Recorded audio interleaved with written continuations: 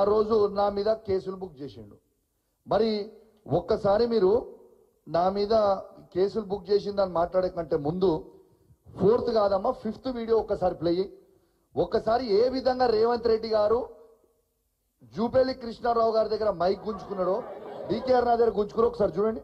ఈ official meetings ఆ రోజు జూపల్లి కృష్ణారావు గారు మంత్రి అఫీషియల్ ప్రోగ్రామ్ కి పోతే ఏ విధంగా మైక్ గుంజుకుంటుండ్రు రేవంత్ రెడ్డి గారు చూడండి ఒకసారి. అఫ్ కోర్స్ ఇవాళ ఇద్దరికి సిగ్గు లేకుండా ఆయన ముఖ్యమంత్రి అయిన మళ్ళీ ఆయన క్యాబినెట్ ఈయన మంత్రి అఫ్ కోర్స్ వాళ్ళకి ఇజ్జత్ లేని వాళ్ళు ఇద్దరు కానీ అది వేరే ముచ్చట. కానీ అది చూసిరు కదా. దాని తర్వాత డికేఆర్ గారిని ఆనాడు ఈయన తెలుగుదేశం కాంగ్రెస్ ఉన్నాడు చంద్రబాబు నాయుడు గారి నాయకత్వంలో. ఇవి వాళ్ళ సొంత కాంగ్రెస్ పార్టీ ఆ రోజు ఏ విధంగా తిడుతుండ్రు చూడండి. ఒక మహిళా మంత్రి ఆ రోజు రివ్యూ మీటింగ్ లో ఏ విధంగా తిడుతురు చూడండి ఒక్కసారి చూడరు. నీ పని మీదే ఉంటాడట, ఏముంటాడో మన పని మీద. ఒక్కసారి ఇలా మీరు లైవ్ గా వీడియో చూసిరు కదా. దాంట్లో ఆనాడు కాంగ్రెస్ పార్టీయే కదా ఇవాళ ఈయన ఏదైతే పార్టీలో ముఖ్యమంత్రి ఉన్నారో అదే కాంగ్రెస్ పార్టీలో ఉన్న డికే అరుణ గారు ఆ రోజు మంత్రిగా ఉన్నప్పుడు నువ్వు నోటికొచ్చినట్టు మాట్లాడితే నీ మీద ఆ రోజు కాంగ్రెస్ ప్రభుత్వం ఆ రోజున్న కాంగ్రెస్ ప్రభుత్వం నీ మీద కేసు పెట్టలేదే. మళ్ళా ఇదే బీఆర్ఎస్ ప్రభుత్వంలో జూపల్లి కృష్ణారావు గారు మంత్రిగా ఉన్నప్పుడు ఆయన మాట్లాడుతుంటే ఆయన చేతుల నుంచి నువ్వు మైక్ గుంజుకొని నువ్వు బూతులు తిట్టినా మా కేసీఆర్ గారు ఆ రోజు నీ మీద కేసు పెట్టలేదే. ఈడేమో నేను మా బీఆర్ఎస్ పార్టీ వాడు గెలిచినోడు దొంగ, ఆ దొంగ పోతాడే దొంగ రాబోయే నేను అంటే నా మీద కేసులు పెడతావా? నా మీద కేసులు పెడతావా నువ్వు? దొంగని అసలు నేను నిజంగా తెలంగాణ ప్రజలారా ఒక్కసారి మీరు ఆలోచన చేయండి.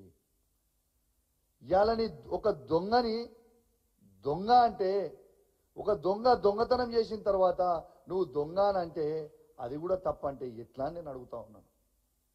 ఇలా బీఆర్ఎస్ పార్టీ బీఫామ్ మీద గెలిచిన సంజయ్ పోయి కాంగ్రెస్ పార్టీలో చేరిన ఇది తప్పు, ఇది 100% తప్పు అని నేను నిలదీస్తే నా మీద కేసులు పెట్టి జైలుకు పంపుతా అంటే ఇది కరెక్టా అని చెప్పి నేను అడుగుతా ఉన్నాను. తెలంగాణ ప్రజల్లారా ఒక్కసారి ఆలోచన చేయండి, గమనించండి.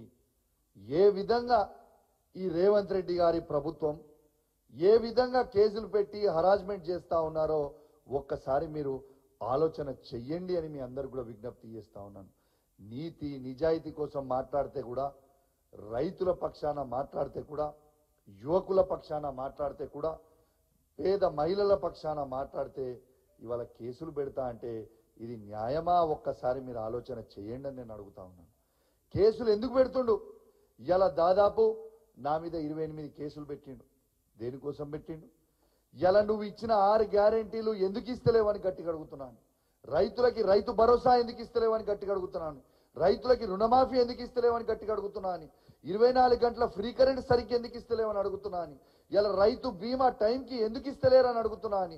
ఇలా ప్రతి మహిళలకి 2500 రూపాయలు ఎందుకు ఇస్తలేవని అడిగినందుక, ఇలా కళ్యాణ్ లక్ష్మితో పాటు తులం బంగారం ఇస్తా అన్నావు, ఎందుకు ఆ తులం బంగారం ఇస్తలేవని అడుగుతున్నందుక, ఇలా పిల్లలు ఫుడ్ పాయిజనింగ్ అయి చనిపోతా ఉన్నారు, వాళ్ళకి సరిగ్గా భోజనం పెట్టు అన్నట్టుగా అడుగుతున్నందుకు కేసులు పెడుతున్నావా?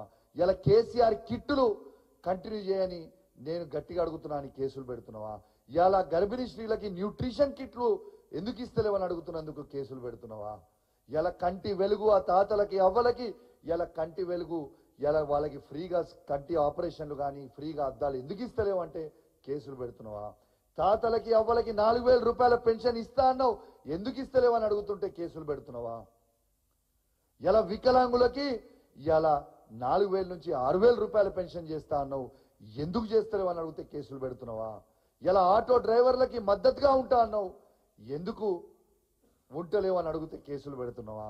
ఇలా రైతు కూలీలకి 1,02,00,000 మంది రైతు కూలీలు ఉన్నారు, నువ్వు కేవలం 10 లక్షల మంది రైతు కూలీలకే ఇలా 12,000 ఇస్తున్నావు, మరి మిగతా ఉన్న 92 లక్షల మంది రైతు కూలీలు ఏమి కావాలని అడిగితే కేసులు పెడుతున్నావా?